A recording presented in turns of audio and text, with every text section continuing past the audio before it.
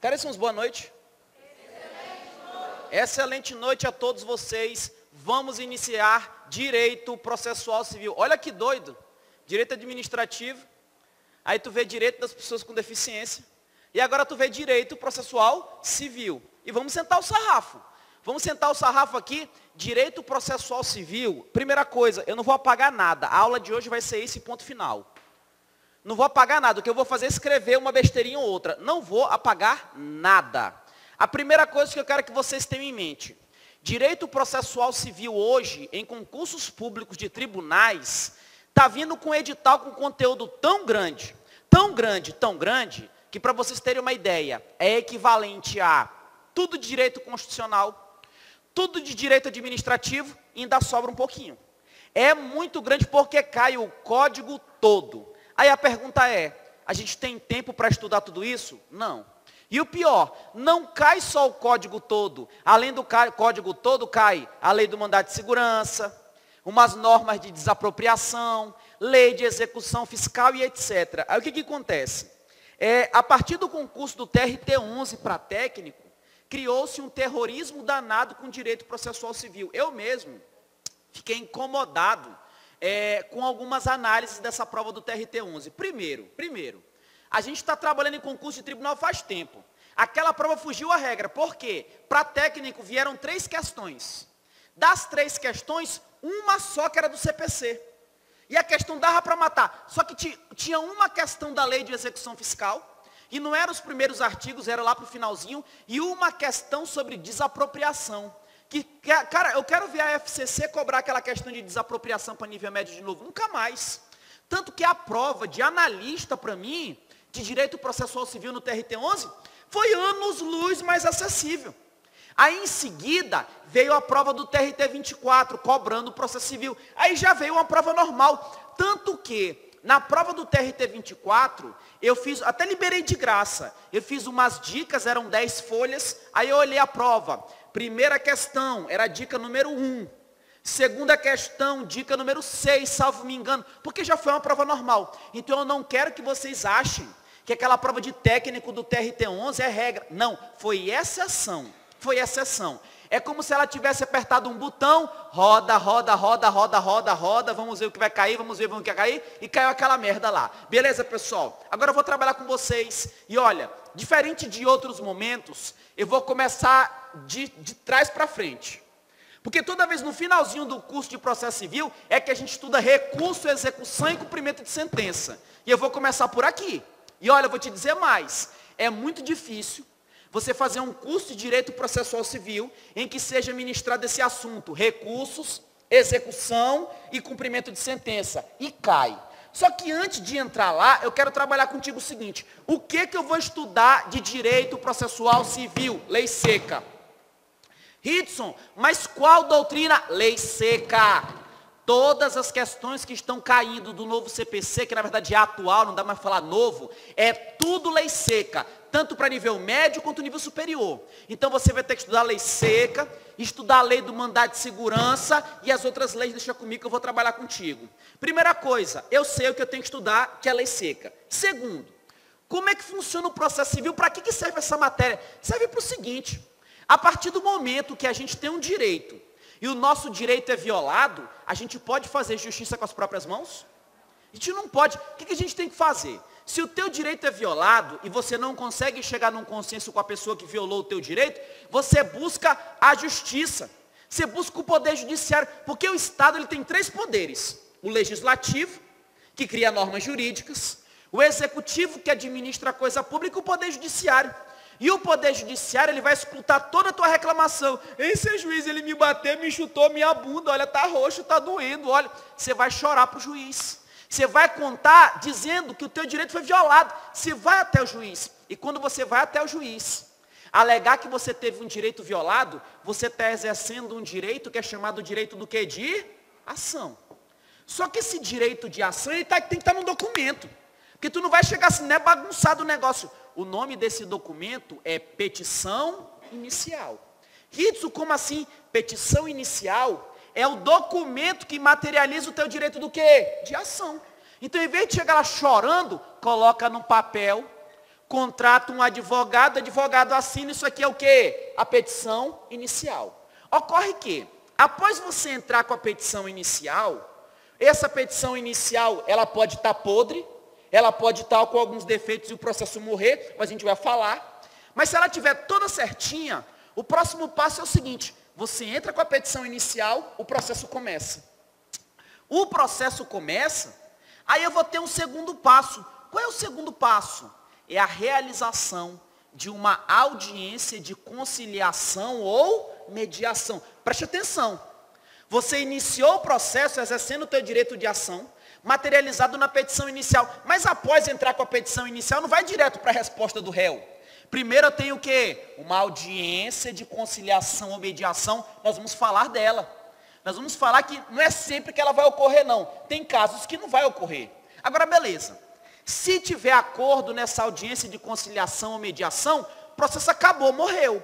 Só que se não tiver acordo, o processo segue. E qual é o próximo passo? O próximo passo é o réu oferecer a sua resposta. E a resposta do réu, ela é na contestação. Só que, apesar dele falar contestação no CPC, eu também posso entrar com a reconvenção. Só que essa reconvenção, como regra, ela não é uma peça independente, porque a reconvenção ela vem dentro da contestação. Mas nós vamos falar isso daqui. Quando o réu vai responder, ele responde através do que? Da contestação. Ele contesta aquilo que o autor alegou. Então, se o autor nessa ação falar que você é doido, seu juiz, eu quero que o senhor declare que o réu é doido.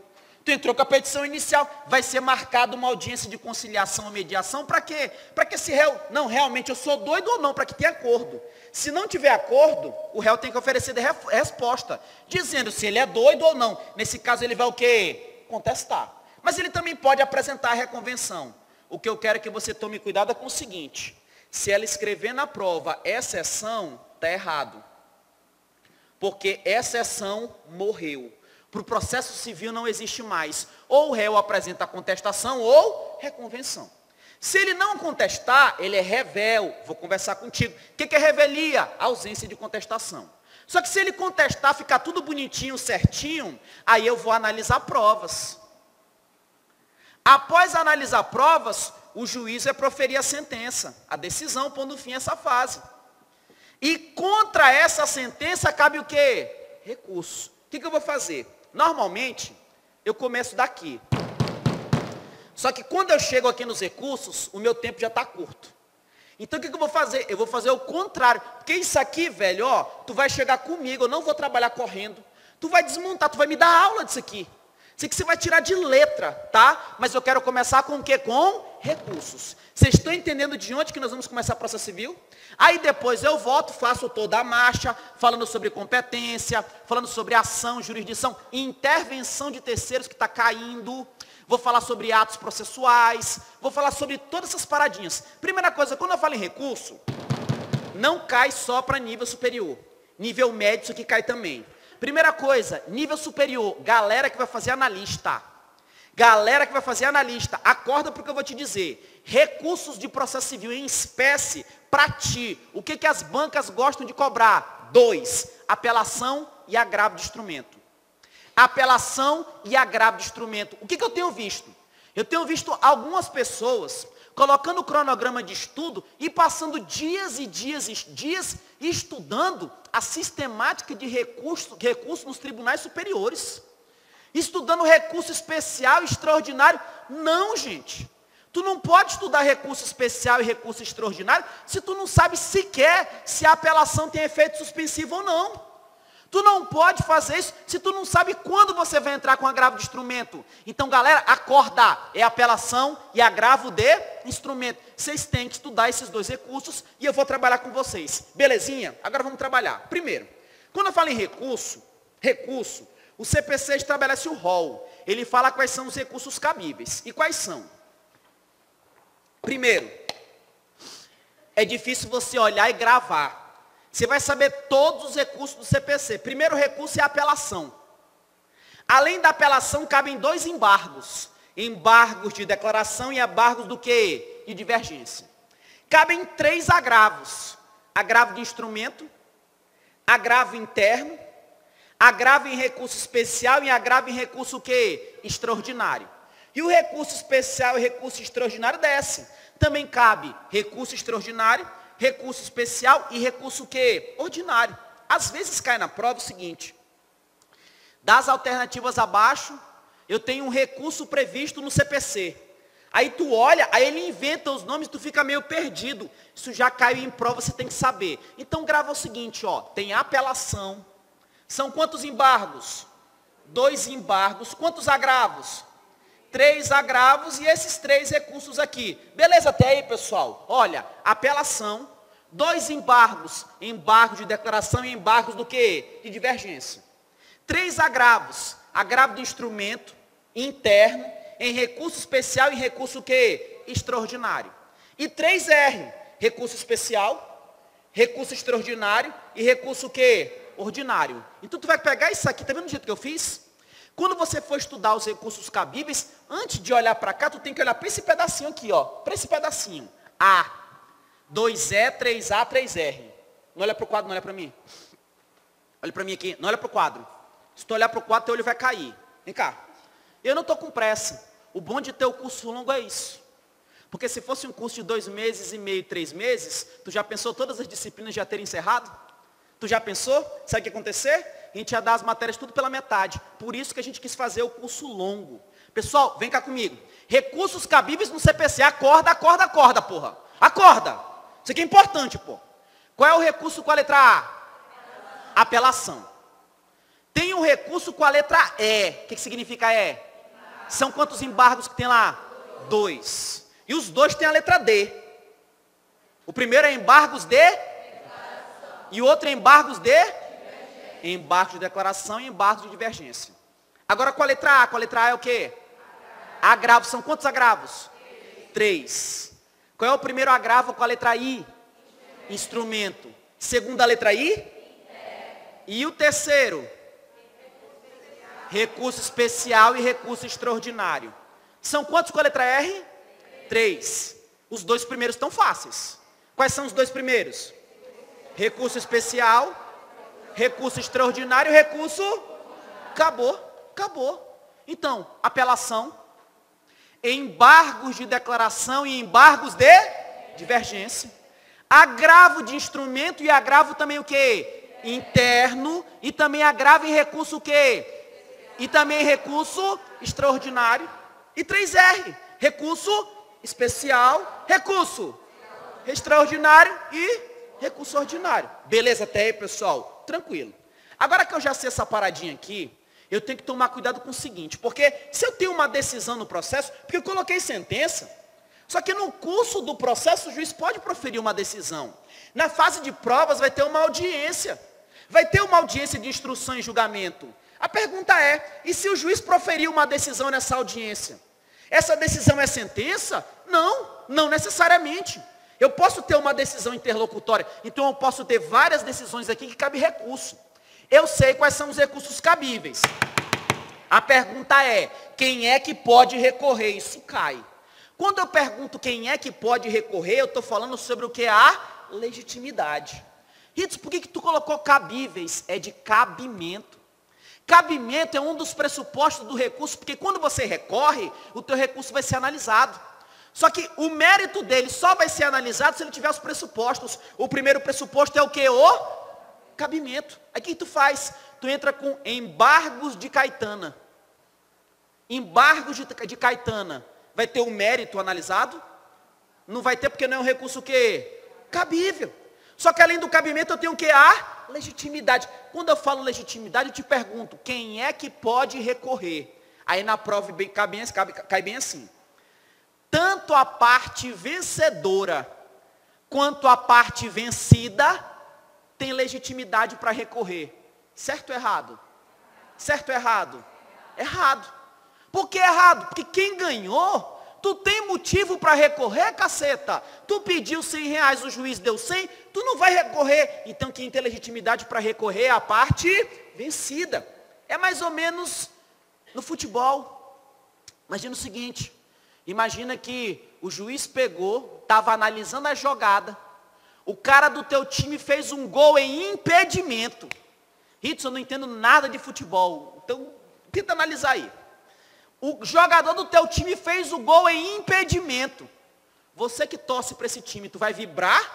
Ou tu vai torcer para o juiz anular? Tu vai vibrar, não é? Sabe por quê? Porque você não tem legitimidade. Você está sendo beneficiado. Agora, a outra parte que foi prejudicada, ela sim, porque ela é uma parte o quê? Vencida. Cuidado com esse detalhe. Quem tem legitimidade para recorrer é a parte vencida. Mas não somente ela. O Ministério Público também, que nós vamos falar aqui. Só que o Ministério Público, ele pode atuar tanto como parte, como assim como parte. O Ministério Público pode ser autor, mas ele também pode ser réu. Só que tem processos, como é o caso de interesse de pessoas com deficiência. Tem processos em que eu tenho interesse de pessoa com deficiência e o Ministério Público ele não é autor nem réu. Só que apesar de não ser autor nem réu, ele vai atuar no processo. Só que se ele não é autor nem réu, ele não é parte. Mas só que como ele não é parte e está atuando, ele está atuando como o quê? Como fiscal. Fiscal da ordem jurídica. Verificando se o Estatuto da Pessoa com Deficiência, a Lei 13.146, está sendo obedecida. Ritz, tu está me dizendo que nos processos das pessoas com deficiência, o Ministério Público tem que atuar de forma obrigatória? Isso mesmo. E quando ele não é parte, ele atua como o quê? Como fiscal. Aí cai na prova bem assim. Nos processos em que o Ministério Público não é parte, ele não pode recorrer. Certo ou errado? Errado, que ele pode recorrer tanto quando ele for parte, quanto quando ele for fiscal. Beleza até aí? E o terceiro, prejudicado, é o próximo que também tem legitimidade. O que é esse terceiro? Olha só. No processo você tem um autor. E no processo você tem o quê? Um réu. Essas aqui são as partes principais, autor e réu. Quando eu falo em Ministério Público como fiscal da lei, fiscal da ordem jurídica, em verdade, ele não é autor nem réu, beleza. Só que tem situações que eu tenho uma outra pessoa aqui, que essa pessoa, ela não é Ministério Público. Ela não é o autor, também não é o réu. Se tu não é o autor e tu não é o réu, tu é o quê? Um terceiro. Mas tu é um terceiro que, apesar de não ser parte, tu está sendo prejudicado por essa decisão. E se você está sendo prejudicado, você tem legitimidade para recorrer. Só que como tu não é autor nem réu, você que é terceiro prejudicado, para você recorrer, você tem que demonstrar que essa decisão está te prejudicando. Hitson, como assim? Beleza. Imagina o seguinte. Imagina que eu e meu amigo que somos casados. Tranquilo, né, amigão? Beleza? Na boa. Imagina que ele me olhou com a cara, sabe, de fome agora, sabe, guloso. Aí ele falou, pois é, né? Negócio assim, sabe, bicho? Eu fiquei todo molhadinho agora, velho, na boa. Me olhou com a cara, beleza, tá aqui. Amiga, não liga não, tá? Não tem juízo não. Tá, imagine que nós dois somos casados, sem problema nenhum. Nós somos casados, só que com o passar do tempo a gente briga. Por quê? Porque ele não está sendo carinhoso comigo. Está sendo muito grosso, muito rude. Está me maltratando. Aí eu conheço ele. Eu olho para aquela tatuagem e eu me apaixono, né? Não, e o pior é engraçado que eu dou esses exemplos. Aí daqui a pouco o povo vem no Facebook. Ei, Ritz, tu é gay? Sério, bicho? Tu acredita que eu recebi cantada no Facebook de homem uma vez? Sério? A pessoa olhou assim. Aí a pessoa mandou a mensagem. E aí, tu gosta? Aí eu... Sério? E aí, tu gosta? Eu vou responder o quê, velho? Aí eu falei, gosta do quê? Aí eu falei, credo, que pode, né, velho? É que pode, é porque às vezes escapam uns vídeos por aí, pela metade o povo assiste, mas se nada, tipo assim, nessa vida não aconteceu, né? Mas vai que outra vida, nessa não rola, velho. Mas aqui, hipoteticamente, vai dizer que me apaixono por ti. Tu também fez uma cara agora, velho. Tu chonou no meu cavanhaque, não chonou, velho? Olha só, agora só, tá nós dois namorando. Só que é o seguinte, ele vem comigo e ele fala, não, Ritz, eu quero algo sério contigo. Eu não quero só namorar, não, eu quero casar contigo. Eu falo, velho, pelo seguinte, estou casado com ele. Putz, Guilherme, eu estou casado com ele. Só que eu estou casado com ele no papel. Mas a gente não vive junto, né? Como fala, eu estou vivendo contigo. Estou vivendo contigo. O que acontece? No caso, eu quero resolver essa parada. Aí rola uma ação judicial para acabar com esse casamento entre eu e ele. Autor e réu e autor. Entre eu, tu não é autor nem réu. Mas ele tem ou não tem interesse nesse processo? Tem. Então ele é um terceiro que pode ser prejudicado por esse processo porque ele me ama, né? Então eu quero que você entenda o seguinte, preste atenção no seguinte. Regra, quem é que pode recorrer? A parte vencida. Só que eu posso ter pessoas que não são autores nem réus que também podem recorrer. Um é o Ministério Público. E o segundo é o terceiro. Mas não é qualquer terceiro. É o terceiro que? Prejudicado. Tranquilo até aí? Então, eu já sei quais são os recursos cabíveis. Eu sei sobre a legitimidade. Agora vamos falar sobre prazo.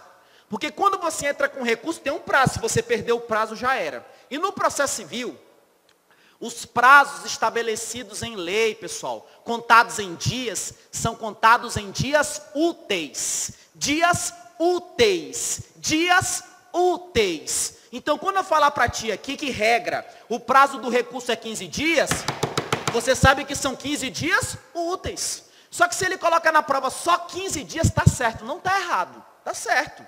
É porque tem um artigo lá de atos processuais que fala, a gente vai trabalhar sobre ele. Então, regra, o prazo do recurso é 15 dias. Salvo um caso que são os embargos de declaração. Embargo de declaração, o prazo é do quê? De 5 dias. Mas o agravo, filho, mudou. Quem estudou o código antigo, eles tentaram organizar e tentaram padronizar. Então, regra, o prazo dos recursos é 15 dias. Eu só tenho um que é 5, que é embargos de declaração. Então, se cair na prova, qual é o prazo do agravo de instrumento? 15 dias. Qual é o prazo da apelação? 15 dias. Qual é o prazo do recurso extraordinário? 15 dias. Ritson, mas calma aí. Tem algumas pessoas que têm um benefício do prazo em quádruplo. Quádruplo é minha caetana. Não tem nada de quádruplo. Hoje, aqui no direito processual civil, todo mundo que tem benefício, não é quádruplo, o prazo é em dobro. Que eu vou falar contigo quem é. Um deles que tem esse benefício é quem, papai? Ministério Público. A Defensoria Pública também vai ter esse benefício e outros. Mas eu vou falar em outro momento. Por hora eu quero que você grave o seguinte. Regra, o prazo para você interpor recurso, para apresentar o recurso é 15 dias. 15 dias corridos ou úteis? Úteis. Exceção é embargo de declaração, que o prazo é do quê? De 5 dias. Só que algumas pessoas, que eu vou falar lá em atos para não enrolar a tua cabeça, algumas pessoas têm um benefício. Esse benefício é do prazo em dobro, triplo ou quádruplo? Beleza até aí, pessoal? Fechou. Só que acontece o seguinte. Quando você vai apresentar um recurso, imagina que você está recorrendo e o teu recurso, o último dia de prazo, cai no dia 1º de maio. Como é que é, Ridson? Imagina que o 15º dia, ou o 5º dia, o último dia, cai no dia 1º de maio.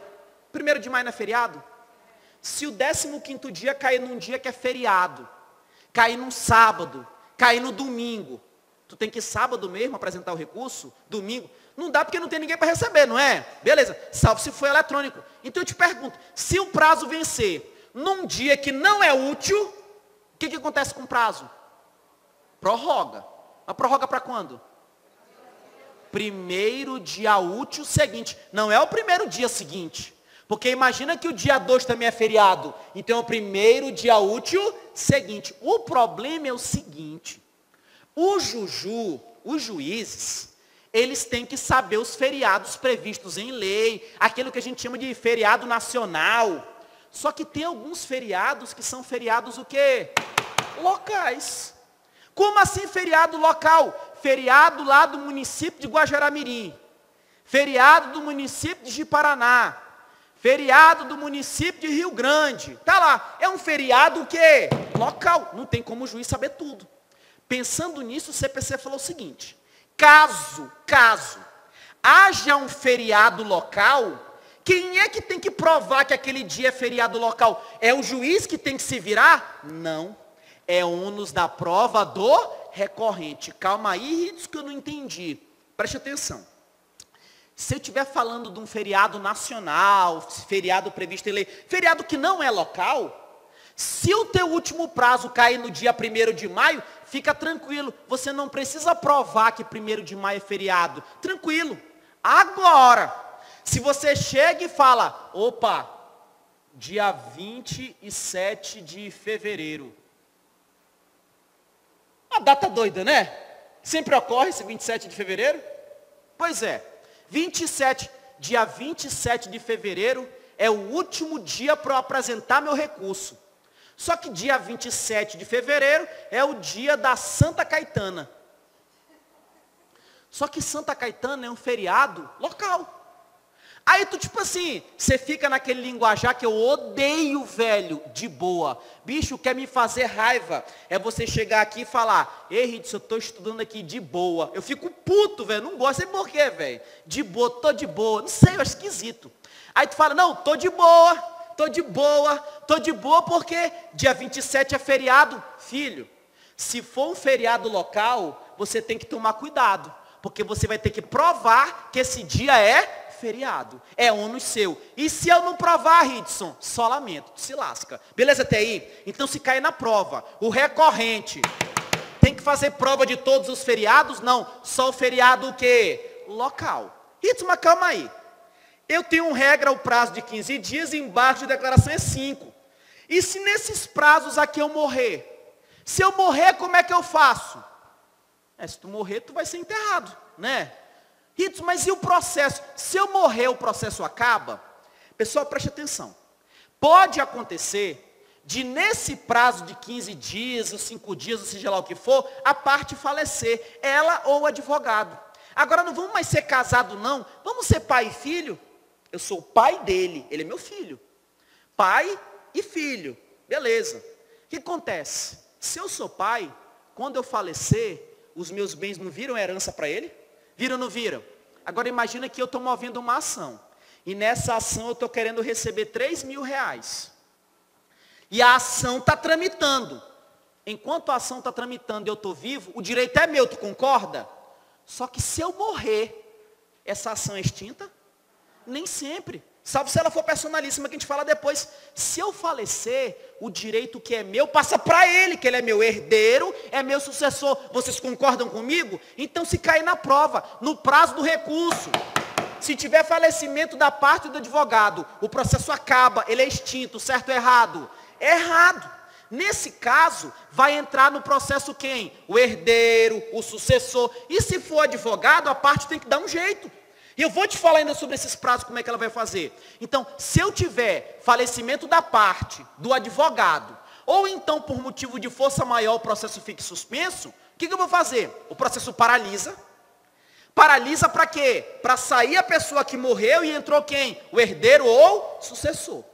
Paralisa para quê? Morreu um advogado, eu coloco outro. Aí o que vai fazer? Após sanar tudinho, o prazo é o quê? Restituído. Ele é restituído e ele começa a contar da nova intimação. Eu intimo falando, ei filho, o prazo começou a contar. Beleza até aí? Ridson, e suspensão do prazo?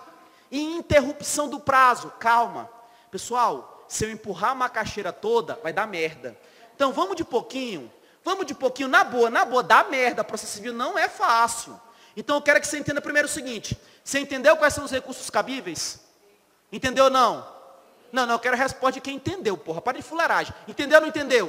Sim. Entendeu quem pode recorrer? Sim. Entendeu o prazo? Sim. Você entendeu que se durante o prazo a parte morrer, o advogado morrer, o processo não é extinto, você entendeu? Sim. Beleza até aí. Fechou? Beleza. Matei até aqui. Agora eu quero que você tome cuidado porque, além do cabimento, legitimidade, prazo, que a gente chama de tempestividade, um outro requisito recursal é o preparo. O que é esse preparo? Pagamento.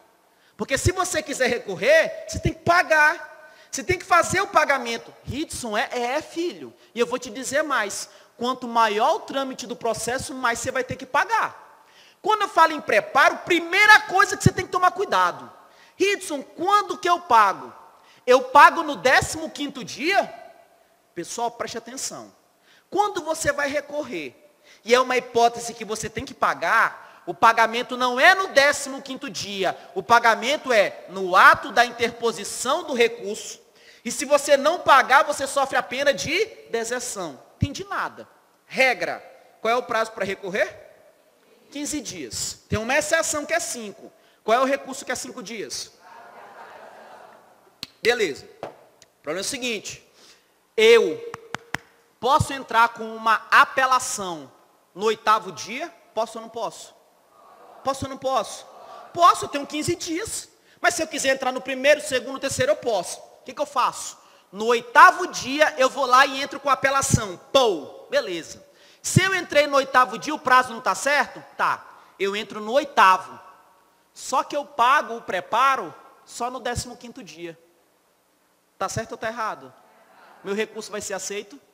Não, vai ocorrer a deserção. Porque o preparo, tu não paga no 15º dia. Tu paga na data da interposição. Quando você apresentar o teu recurso, você paga e ponto final. Ritson, mais o doutrinador taca fogo no teu livro. Eles vão te perguntar do jeito que está no código, ponto final. Acabou, acabou. Fala nisso, ó pessoal, ano passado, esse ano agora eu só estou revisando.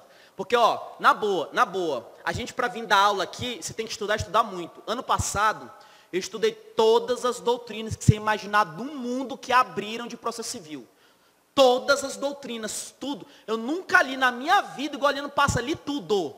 E o que eu observei dos livros? Livros que estavam dizendo novo CPC, mas com normas, com regras, com parte doutrinária do Código Antigo.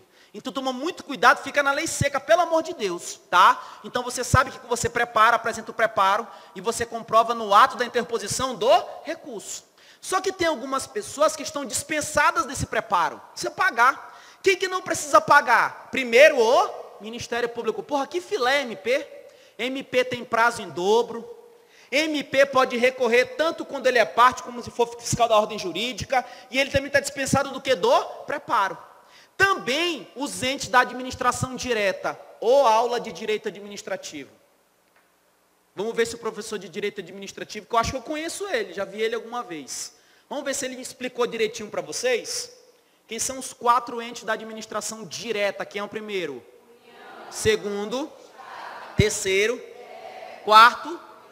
Todos eles estão dispensados do preparo. Do mesmo jeito que as autarquias e aqueles que têm isenção legal. Calma aí, Ritson, pera lá. Em direito administrativo, eu estudei com um professor que o nome dele é igual ao teu, Ridson. Ele é assim igual tu, careca, muito parecido, meu irmão gêmeo, né? Aí ele falou o seguinte, ele falou que tem a administração direta e a administração indireta. Na indireta, tu tem 4 principais, o 5º não me interessa aqui. Qual é o primeiro dos 4 principais da indireta? A autarquia é isento ou não? É isento. Segundo, fundação pública. A fundação pública também é isento, ela tem o quê? Isenção legal. Quais são os 2 últimos? Sociedade de economia mista e empresa pública. Se ele te perguntar na prova, sociedade de economia mista e empresa pública, estão dispensados do preparo? Sim ou não? Não estão. Se vocês lembrarem e pegarem o caderno de direito administrativo, vocês vão verificar o seguinte: a sociedade de economia mista e a empresa pública, elas duas que são empresas estatais, elas vão ter o mesmo tratamento trabalhista, aquela galinhagem todinha. Ou seja, esse benefício da fazenda pública, isso é um benefício. Ele é extensível à sociedade de economia mista e empresa pública? Não. Então é só para Ministério Público, administração direta, autarquia, fundação pública e quem é o quê? Isento. Beleza até aí? Isso, eu queria saber outros casos em que você é isento. Mas no seguinte, está aqui meu amigo. Já foi meu marido, já foi meu filho, agora tu vai ser liso, tá? Beleza. Tá aqui. Imagina que meu amigo tá liso, mas tá liso demais. Liso. Beleza. Aí ele fala, Ritson, eu quero entrar com uma ação, só que eu tô sem dinheiro, tô liso. Se ele tiver sem dinheiro, eu posso impedir ele de entrar com uma ação? De jeito nenhum. Então, nesse caso, eu vou conceder para ele um benefício, que é o benefício da justiça gratuita. Você vai ter acesso à justiça gratuita de graça, então nesse caso você vai ter uma isenção que legal. Fechou até aí, pessoal? Outro ponto importante. Às vezes você tem que pagar esse preparo. Esse preparo tem uma tabela judiciária, não tem que decorar essa tabela. Eu só quero que você tome cuidado com o seguinte. Você não tem um prazo para pagar? Qual que é esse prazo? Ato da interposição do recurso. Acontece o seguinte. Imagina que você tinha que pagar de preparo R$2.000. 2.000. Aí tu começou a contar as moedas, contou moedas. Você contou as moedas, você viu que você tinha R$7,25. Aí tu, caralho, às vezes acontece, né? A gente assim, tem dia que a gente está em casa, procura moeda para comprar pão. Isso já aconteceu com vocês? Aconteceu muito assim na minha vida. Às vezes, chegava assim de tardezinha, a mamãe falava bem assim, meu filho, vai na padaria comprar pão, compra 5 pão. Era assim que a mamãe falava, né? 5 pão, beleza. Ritz e a língua portuguesa, não interessa. A maior lição que ela me deu na vida tá eu aqui, tá? Então assim, ela falava, vai comprar 5 pão. Aí ela pegava uma bolsinha, aquelas bolsinhas de couro, aí começava a catar moeda e mexer em cima de uns bagulhos da estante, ia mexer, atrás de mim, catava, aí aparecia lá os corinhos de rato e ia comprar pão, velho. Já, vocês devem ter passado por isso também, não é? É você. É você. Hoje uma vai mudar, tá, amigão? Vai mudar, que ó, escreve aí. Você vai tomar posse num concurso público federal foda pra caralho. O bando de filha da puta que não te apoia, e aquelas pessoas que parecem gostar, apoiar e não, vai ficar chupando o dedo com uma inveja da porra, velho. Tu vai andar todo na beca assim, velho. E acima de tudo, velho, toda a tua família vai ter muito orgulho de ti, porque se eu fosse hoje uma família ateia, eu já estaria. Porque, velho, hoje aqui, ó, o que vocês estão fazendo? Estudando sem edital, sem porra nenhuma. Vocês merecem meu respeito. Beleza até aí, pessoal? E a mesma coisa que eu falei que vai acontecer com ele, vai acontecer com todos vocês. Amém, irmãos? Amém. Aleluia. Olha só. Mas hoje tu tem que pagar 2 pau de preparo. Só que tu fura, olha, a carteira tem R$ 7,25. Ah, eu não vou lá pagar R$ 7,25. Não vale porra nenhuma. Não paga. É melhor tu pagar alguma coisa do que não pagar nada. Como assim, Ritson? É pelo seguinte. Se ele for lá e pagar os 7,25, ele pagou tudo? Nesse caso, o pagamento é o quê? Insuficiente. No caso do pagamento insuficiente, o juiz vai analisar. Opa, está faltando dinheiro. E verificando que está faltando dinheiro, o juiz vai te intimar para você pagar o restante no prazo de 5 dias. Ou seja, tu ganha alguns dias, caso tu queira se prostituir, tu entende? Então assim, pode acontecer, né? Vai que ele quer fazer um dinheirinho, então você acaba se dando bem. Agora, se você resolvesse não pagar porra nenhuma, tá lascado. Por quê? Se você não comprovar o preparo no ato da interposição do recurso, eu também vou te intimar para pagar. Só que eu não vou intimar para você pagar a sua diferença. Eu vou te intimar para você pagar o valor o quê, hein? Dobro. Aí, papai, não é só mais R$ 1.000 e pouco, não. Vai pagar R$ 4.000, velho. Então, nesse caso, é o que eu estou falando para vocês. Se você não tiver o dinheiro todo, paga. Paga, porque é melhor, porque tu ganha 5 dias para pagar o restante. Porque se tu não pagar nada, se você não comprovar o pagamento, o juiz vai te intimar para te pagar em dobro. Agora imagina o seguinte, ele não pagou nada.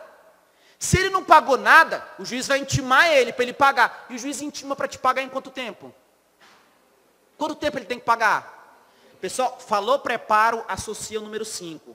Prepara 5 pães, associa esse número 5. Tudo aqui é número 5. Falou preparo, o número é 5. Beleza. Aí olha só, ele tinha que pagar R$ 2.000. E ele não pagou nada, O que eu faço?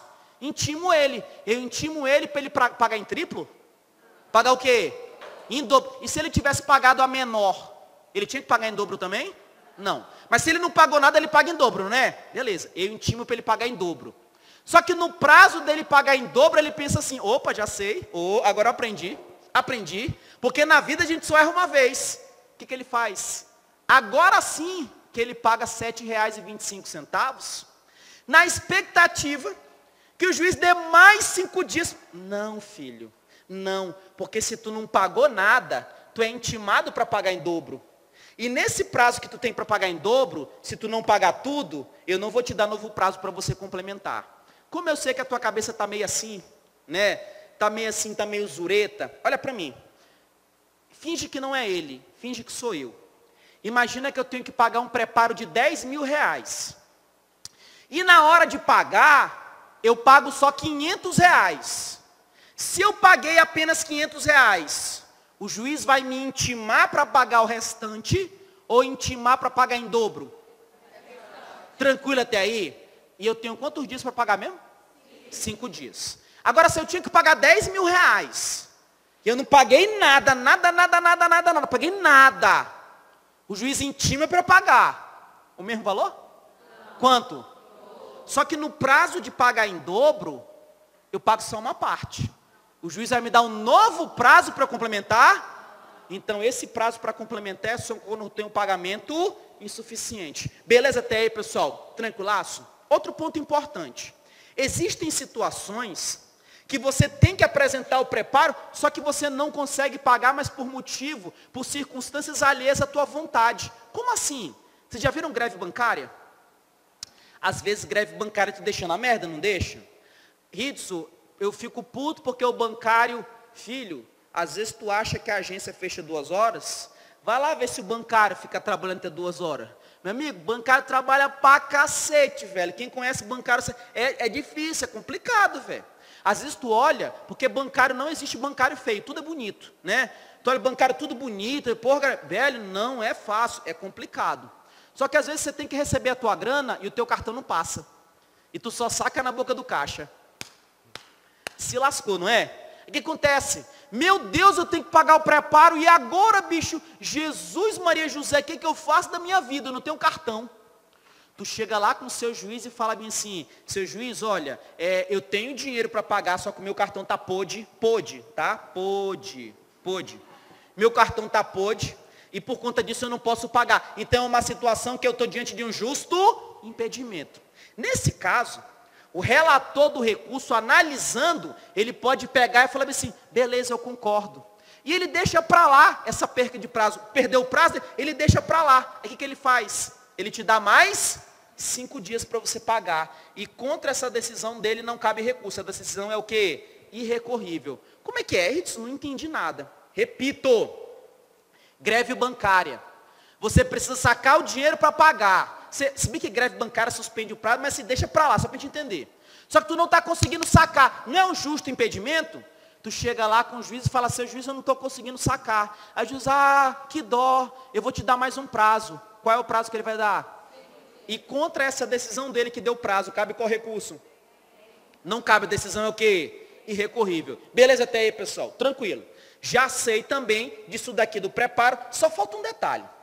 Quando você paga esse preparo do recurso, esse dinheiro tem uma finalidade. Porque o dinheiro do preparo, ele vai para uma conta. Tanto que quando você paga, tem uma guia específica, tem uma guia. A pergunta é, Ritson, e se eu pagar o preparo na guia errada?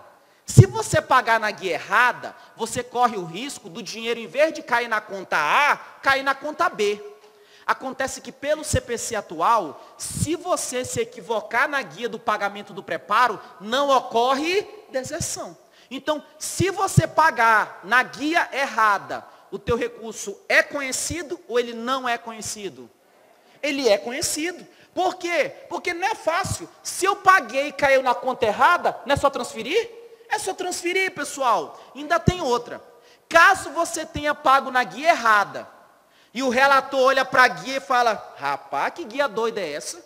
Nunca vi isso. Se o relator tiver na dúvida, ele pode te intimar para você comprovar alguma coisa. Ele vai te intimar para você comprovar em quanto tempo? Qual é o prazo? Falei em preparo, qual é o prazo que você tem? 5 dias. Olha para mim. Primeiro, o primeiro recurso cabível no CPC com a letra A é o quê?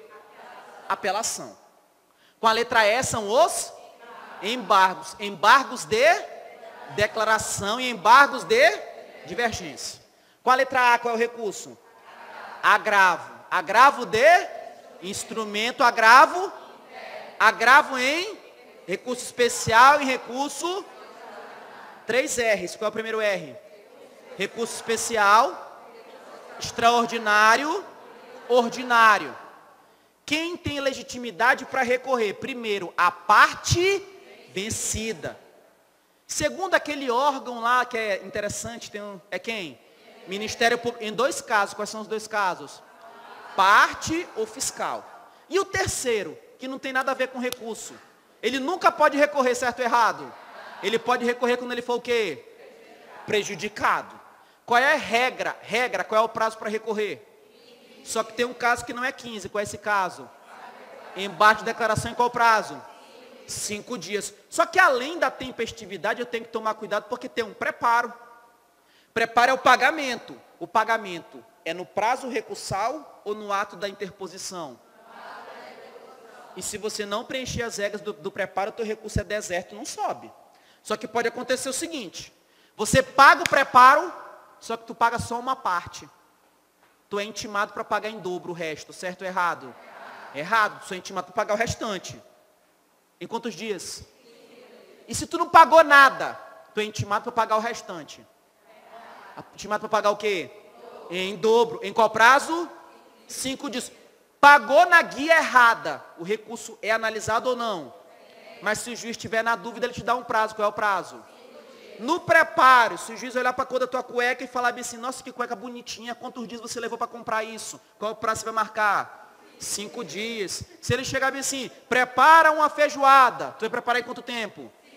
E acabou, ponto final, velho. Beleza? Falou preparo, filho, mete-lhe os 5 dias e ponto final. Fechou? Beleza. Matei isso daqui. Outro ponto interessante é que, pelo artigo 1010, parágrafo 3º do CPC, ficou-se estabelecido o juízo de admissibilidade único.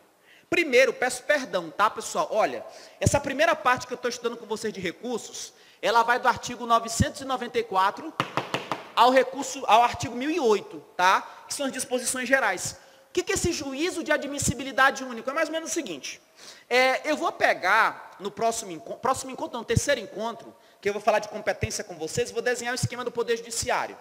Eu quero que você entenda que no Poder Judiciário, eu tenho a Justiça Federal e eu tenho a Justiça Estadual. Você tem o juiz federal, mas você também tem o juiz estadual, que é o juiz de direito. O que vai acontecer? Tanto o juiz federal quanto o juiz estadual é primeira instância, é vara. Só que, quando ele proferir a sentença, contra a sentença dele, você pode recorrer aqui no caso para o TRF e aqui no caso para o Tribunal de Justiça. O que acontecia? No modelo anterior, em determinadas situações, quando você apresentava o recurso, você apresenta o recurso aqui, ó. Esse juiz deu uma decisão, você apresentava o recurso para ele. Esse juiz analisava o quê? Cabimento, legitimidade, preparo, ele analisava. E se ele olhasse teu recurso, dependendo do caso, tá, pessoal? Se ele olhasse teu recurso e verificasse que o teu recurso não preenchia os requisitos, o que acontecia? Ele poderia negar seguimento, ou então pegar e mandar para o tribunal, e falando assim, ó, o tribunal está podre. Ou seja, antigamente, o juiz federal analisava os requisitos, e o TRF também. Antigamente, o juiz estadual analisava os requisitos, e o TJ também, só que só atrasava recurso. Hoje, segundo 1010, parágrafo 3º do CPC, o que vai acontecer? Esse juiz federal, recebendo as contrarrazões, que é a resposta do outro lado, ele não vai analisar coisa nenhuma, ele vai pegar e vai remeter para o tribunal. Então hoje, em vez desse analisar e desse aqui, eu só tenho uma análise, que é pelo tribunal. Beleza até aí, pessoal? Então, por isso que eu falo em juízo de admissibilidade único. Entendi não, Ritson. Beleza. Está aqui minha amiga. A minha amiga, ela é juíza, primeira instância. Ela é juíza, você é autora, você é réu. Tu virou tudo hoje, velho. Mais um pouquinho tu vira travesti, se der tempo. Olha só.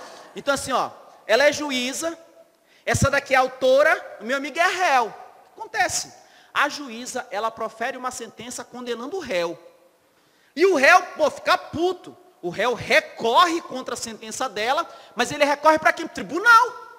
Só que se tu entrou com recurso contra a sentença dela, se tu ganhar o teu recurso, a autora vai sair no prejuízo, não vai? Então o que ela vai fazer? Você, quando tu receber o recurso dele, tu vai mandar intimar ela.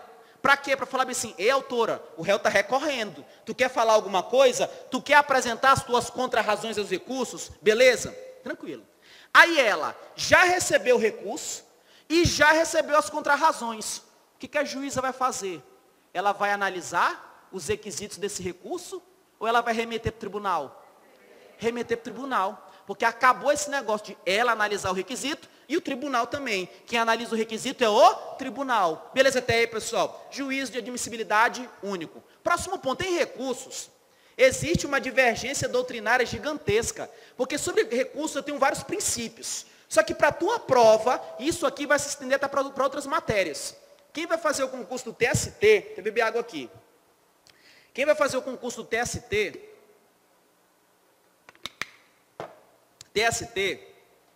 vai cair direito processual lá contigo. E direito processual, tu vai utilizar esses princípios aqui. Primeiro princípio dos recursos, voluntariedade. O que significa uma pessoa ser voluntária? Voluntária é mais ou menos o seguinte, eu falar bem assim, ó pessoal, amanhã eu vou fazer um faxinão, tem algum voluntário aí? Eu. Mas tu é obrigado a ser voluntário? No nome já diz. Então, pelo princípio da voluntariedade, você é obrigado a recorrer ou você recorre se você quiser? Recorre se você quiser. Então, o ato de recorrer não é uma obrigação, é uma faculdade. Beleza até aí? Segundo princípio, o princípio da singularidade. Quando eu falo princípio singular, é sozinho ou com um monte de gente? Sozinho.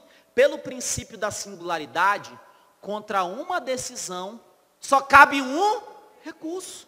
Só que isso é uma regra. Só que eu tenho exceções. Regra, contra uma decisão, só cabe um recurso por conta de qual princípio? Singularidade. Eu tenho exceções, como é o caso do artigo 1031, que a gente fala dele depois. Por hora, eu só quero que você entenda. Se ele colocar na prova, o ato de recorrer é uma faculdade e não uma obrigação. Princípio da voluntariedade. Contra uma decisão só cabe um recurso como regra, singularidade. Terceiro princípio, fungibilidade. O que é bem fungível? Bem fungível e bem infungível. Direito civil isso daí.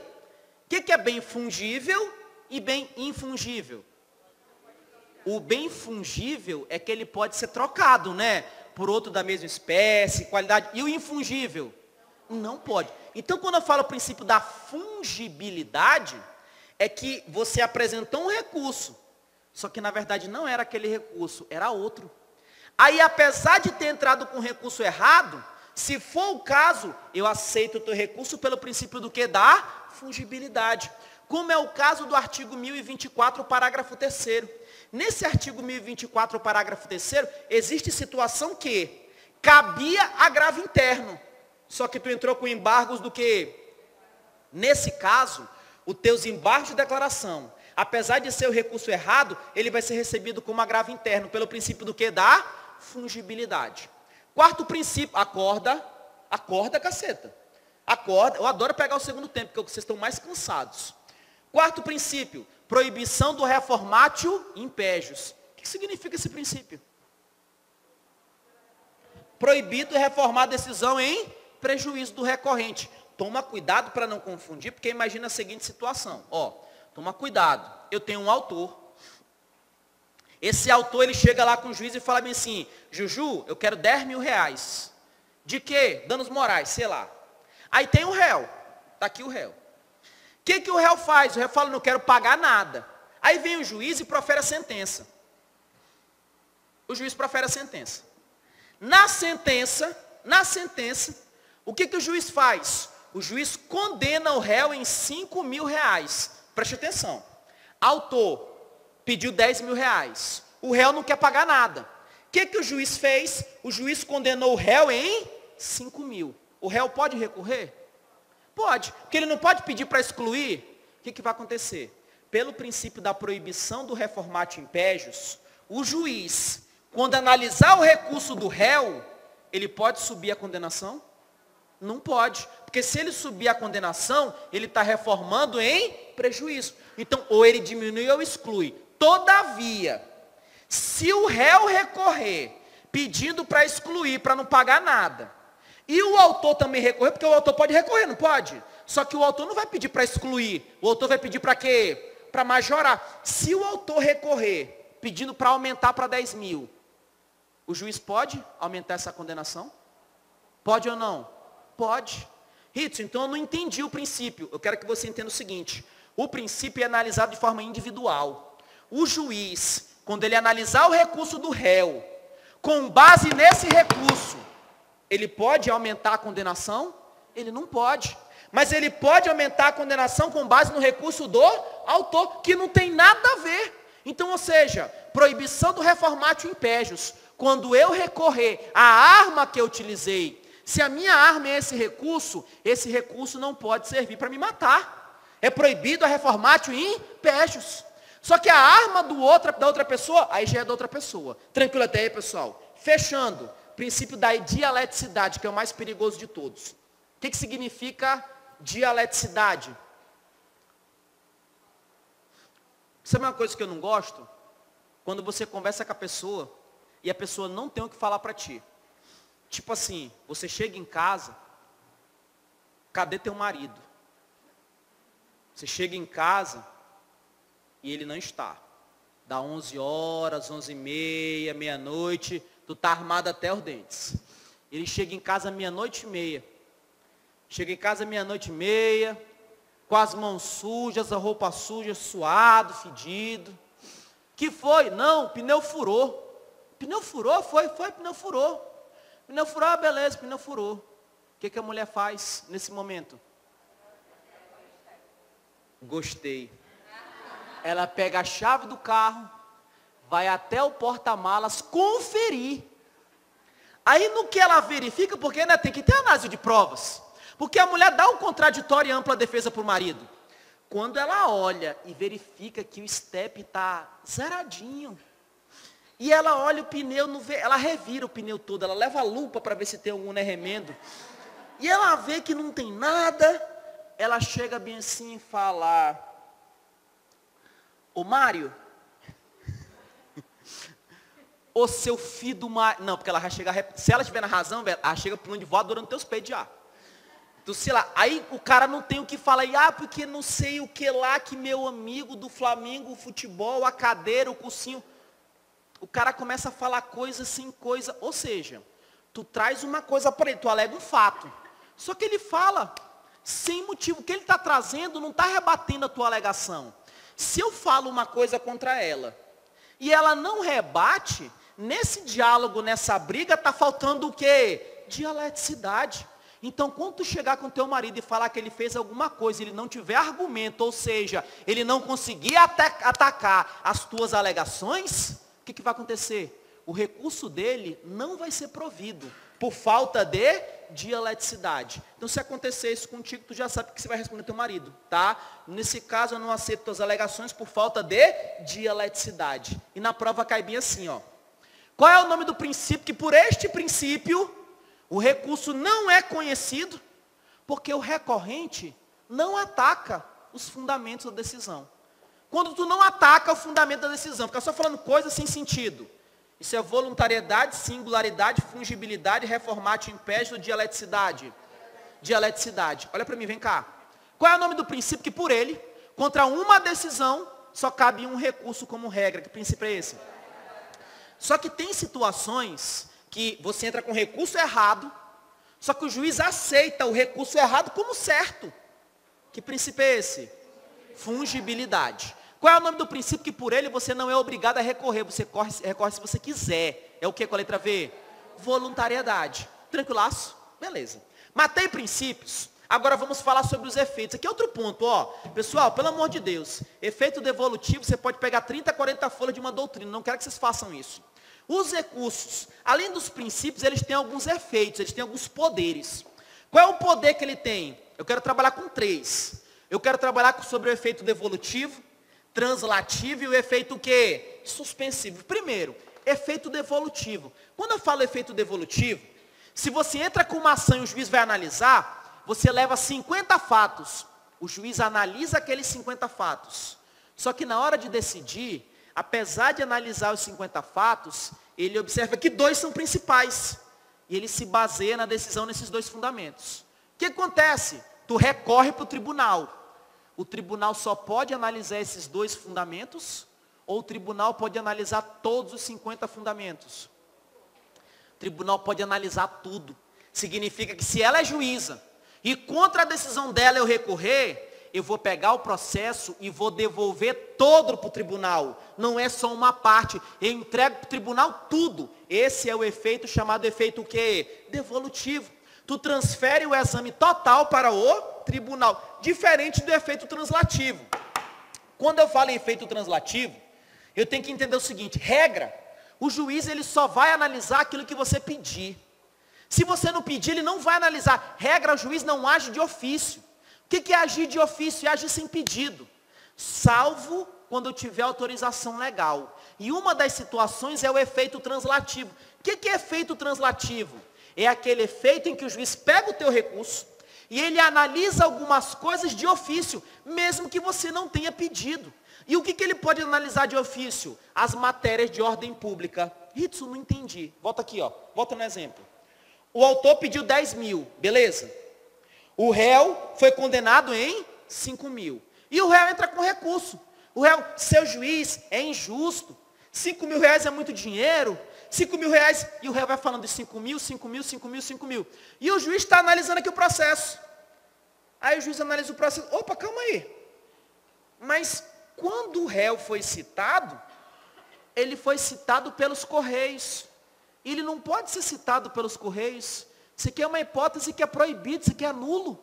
Então eu vou anular esse processo. O juiz, mesmo sem o réu pedir, ele vai lá e anula. Aí cai na prova é o seguinte: qual é o nome do efeito do recurso? Que por ele, o juiz analisa algo, acolhe algo, sem pedido da parte. Isso é efeito devolutivo ou translativo? Translativo. E finalizando o efeito o quê? Suspensivo. Quando o efeito fala em efeito suspensivo, o nome já fala suspender, paralisar. Regra, os recursos no processo civil não têm efeito suspensivo. Porque o CPC fala pra gente que regra, o ato de você interpor recurso não impede a eficácia da decisão. Cuidado que esse é o mais perigoso. Regra, os recursos não têm efeito suspensivo. Regra, quando você recorre, isso não impede a eficácia da decisão. Como assim? Beleza. O juiz, ele pega e te condena em 5 mil reais. Só que além de condenar em 5 mil reais, o juiz fala bem assim, ó, devolve também, sei lá, aquele documento X. Imagina que na sentença o juiz, ó, te condenou a pagar 5 mil e mandou você devolver o documento, entregar o documento X. Aí o que você faz? Você recorre. Quando você recorre, esse teu recurso tem o poder de paralisar essa decisão? Ou mesmo durante o recurso eu posso te obrigar a cumprir essa decisão? Regra, mesmo durante o recurso eu posso te obrigar a cumprir. Por quê? Porque regra, o recurso não tem efeito o quê? Suspensivo. Regra, o recurso ele não impede a eficácia da decisão. Significa dizer o seguinte, regra, mesmo se você recorrer contra essa sentença, eu posso te obrigar a você entregar o documento. Eu posso ir lá e penhorar bens. Essa é a regra. Regra, o recurso não congela essa decisão. Entenderam o que é efeito suspensivo? Agora que vocês entenderam, vamos para as exceções. E quando que eu vou conseguir esse efeito suspensivo? Porque às vezes eu posso estar diante de uma situação injusta. Quando? Para você conseguir esse efeito suspensivo, só em 2 situações. Primeiro caso, se tiver previsão em lei. E você tem um caso que tem que gravar, que é a apelação. Lá no artigo 1012, e você tem que gravar isso tudinho. Primeiro, recursos. Regra, qual é o prazo? 15 dias. Tem um que não é 15 dias, que é em 5. Que recurso é esse? Embaixo de declaração. Regra, recurso tem efeito suspensivo? Não. Tem um recurso que tem efeito suspensivo pela lei. Qual que é? Apelação. Então, ó, primeiro embaixo de declaração é exceção no prazo. Agora a apelação é exceção no efeito suspensivo. Ritson, e se for outro recurso? Se for outro recurso que eu queira efeito suspensivo, o que eu faço da minha vida? Primeiro, não é todo caso de apelação que tem efeito suspensivo. Tem exceções, tá? Regra tem efeito suspensivo. Só que se for um outro caso, que não tem previsão em lei para dar efeito suspensivo, você tem que pedir para quem? Para o juiz. Então, como que eu consigo efeito suspensivo? Ou previsão em lei, não tendo previsão em lei, você pede para o juiz. Você fala lá, seu juiz, por favor, congela. Porque seu juiz, se eu entregar esse documento dentro dele tem uma foto erótica. Tem uma foto, seu juiz, não faz isso comigo não, seu juiz, pelo amor de Deus, não faz a cor dessa. Você chora para o juiz dá o efeito suspensivo.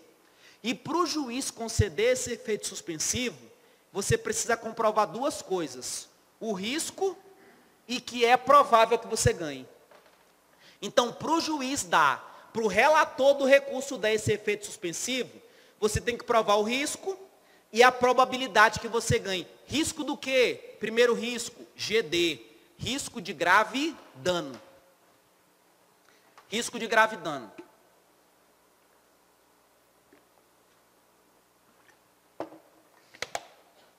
Como é que é, Ridson? Tu vai chegar com um juiz lá do tribunal, com um relator, e falar assim, seu relator, congela essa decisão, suspende essa decisão, porque se o senhor não suspender, eu vou sofrer um grave dano, ou então um dano de difícil ou incerta reparação. Então, quando que eu consigo efeito suspensivo? Primeiro, nos casos previstos em lei. Só que se não houver previsão em lei, você pede para o juiz. Só que para o juiz dar, eu preciso de 2 requisitos. Primeiro requisito, risco. Risco de GD. O que é GD? Grave dano. Ou então risco de dano de difícil ou incerta reparação. Hidson, o que é grave dano? É grave dano, ponto. O que é difícil ou incerta reparação? É difícil ou incerta reparação, ponto final e acabou, filho. Então grava, para eu ter efeito suspensivo, se não tiver previsto em lei, risco e probabilidade. Probabilidade de grave dano, ou dano de difícil ou incerta reparação. Não olha para o quadro, não olha para mim. Está acabando já, pessoal, calma. Está acabando. Macaxeira está em todinha, calma, tá? Olha só, mas é mais ou menos assim, né? Que vai dizer que processo civil é tudo doce? Eu amo processo civil, eu gosto. Mas falar que ele é fácil, isso aí já não é não. É muito detalhezinho. Primeiro vem cá o seguinte. Falei para ti que tem vários princípios. Princípios. Qual é o nome do princípio que por ele, quando você vai recorrer, tu tem que atacar a alegação do juiz, tem que atacar o fundamento da sentença. Porque se você não atacar o fundamento da sentença, você viola qual princípio? Com a letra D? Dialeticidade. Quando houver previsão de lei aceitando, você mesmo entrando com recurso errado, esse recurso errado pode ser recebido como recurso certo. Por conta de qual princípio com a letra F? Fungibilidade. Agora, se ele chegasse e perguntasse bem assim, qual é o nome do efeito recursal, que por esse efeito, o juiz, mesmo sem pedido do recorrente, pode analisar uma questão de ordem pública, ou seja, ele pode analisar matérias de ofício, efeito devolutivo, translativo ou suspensivo? Translativo. Qual é o nome do efeito que por ele, toda a matéria examinada é transferida para o tribunal? Devolutivo. Regra, os recursos têm efeito suspensivo ou não? Regra não. Regra, o ato de você recorrer não impede a eficácia, salvo previsão em lei, ou então tu pede para o Juju. A lei, ela traz previsão de um recurso que automaticamente ele tem efeito suspensivo. Qual que é? Toda apelação tem efeito suspensivo, certo ou errado? É errado que tem exceção. No segundo caso é quando não tem lei pré-evento. Se não tiver lei pré-evento, tu pede para o juiz, para o relator. Só que o relator, ele vai dar efeito suspensivo se você provar 2 coisas. A primeira coisa com a letra R é o quê? Risco. Risco de GD. O que é GD? Grave dano. Ou dano de difícil ou incerta reparação. Além do risco, tu prova outra coisa com a letra P, que é o quê? Probabilidade que é possível que você ganhar. Beleza, ó, estou no caminho aqui, estou me dando bem. Beleza até aí, pessoal, tranquilaço. Matei isso daqui, vamos falar aqui sobre desistência e renúncia, tá? Primeiro, quando eu falo desistência, eu posso desistir do recurso? Posso. Você pode desistir a qualquer tempo, e para desistir, você não precisa de anuência da parte contrária. Segundo ponto, eu posso renunciar? Pode. E a renúncia também independe de aceitação da outra parte. Hidson, qual é a diferença de renúncia para desistência? Primeiro, se ele perguntar na prova, você pode desistir do teu recurso? Pode. Depende de aceitação da outra parte? Não. Você pode renunciar do teu recurso? Pode. Depende da aceitação da outra parte? Não. Renúncia é simplesmente o seguinte, imagina que está aqui, ó. Tá eu e meu amigo de novo. Vamos nós dois se pegar nessa parada de novo. Beleza. Tá eu e meu amigo de novo. Beleza. O que acontece? Eu dou uma cantada nele. Ei, o pessoal do vídeo ali, velho, deve estar doido para te conhecer, ó. Deve estar doido, ó. Não, é meu aqui, tá? É nós dois aqui, deixa de ser ciumento, tá? Beleza. Tá só. Agora só, tá eu e meu amigo. Agora é o seguinte, eu fico afim dele. E eu falo bem assim, e é gato. Pode ser ou tá difícil. Aí ele, vixe, sai daqui, seu porra. Ou seja, ele está renunciando ao meu corpo. Ele está falando, eu não te quero. Então ele nem começou, não é? Ele nem começou. Isso é renúncia. Vaza, eu não quero. Eu posso renunciar? Pode. O que seria essa renúncia? Tu não tem 15 dias como regra? Nesse prazo de 15 dias, tu chega e fala assim, quer saber de uma coisa? Ó, vou fazer um documento dizendo que eu não quero recorrer. Se você fizer esse documento, você está o quê? Renunciando. É diferente dele olhar para mim e falar bem assim, Ridson, essa tua careca, esse teu cavanhaque, nossa, Ridson, quer saber de uma coisa? Vamos namorar. E a gente começa um relacionamento, né? Ele tá para chorar aqui, coitado dele, né? Coitado. A gente começa um relacionamento, só que com o passar do tempo, ele olha para mim e fala bem assim, estou magoado com você, Ridson, não te quero mais. E ele acaba comigo. Se ele terminar o relacionamento, nesse caso ele está desistindo do meu corpo, não quer mais. Então, nessa situação é desistência, porque começou. Então, o que vai acontecer? Se você ainda não deu entrada no recurso e fala que não quer mais recorrer, isso é renúncia. A desistência é quando tu entra com recurso e o recurso ainda não foi analisado. E tu chega assim, esse é o juiz, eu sei que entrei com recurso, mas eu não quero mais, eu quero desistir dele. E nos dois casos você pode e não depende de anuência da outra parte. No mais, vocês entenderam a aula de hoje? Entenderam? Pessoal, ó, de novo, eu não vou correr com processo civil, não vou. Eu vou devagar, principalmente quando eu estiver em matérias mais pesadas. Vou pedir para vocês fazerem o seguinte, deem uma lida no 994 a 1008, que eu vou terminar na próxima aula, vou falar sobre apelação, vou falar sobre agravo de instrumento e vou começar a execução e cumprimento de sentença. E esse pedacinho que eu falo na próxima aula, pessoal. No mais, até a próxima.